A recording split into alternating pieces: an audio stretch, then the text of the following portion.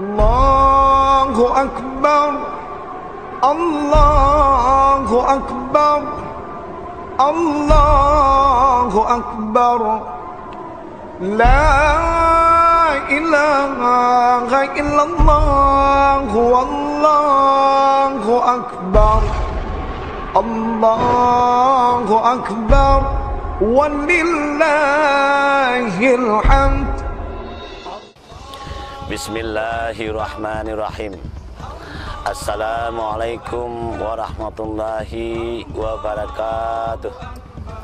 Allahu Akbar, Allahu Akbar, Allahu Akbar, Allahu Akbar, walillahil hamd. Saya Bukhari, Wakil Bupati Aceh Tenggara, beserta keluarga besar dan jajaran pemerintah Kabupaten Tenggara, mengucapkan selamat Hari Raya Idul Fitri 1 Syawal 1441 Hijriah.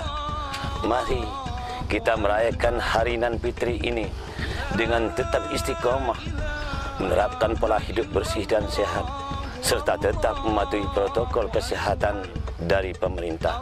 Semoga masa pandemi COVID-19 ini segera berlalu dan kita semua dapat meraih kemenangan dan mempererat persatuan dan persaudaraan kita sebagai umat beragama. Minal aidin wal faizin, mohon maaf lahir dan batin. Wassalamualaikum warahmatullahi wabarakatuh. Allahu Akbar, walillahil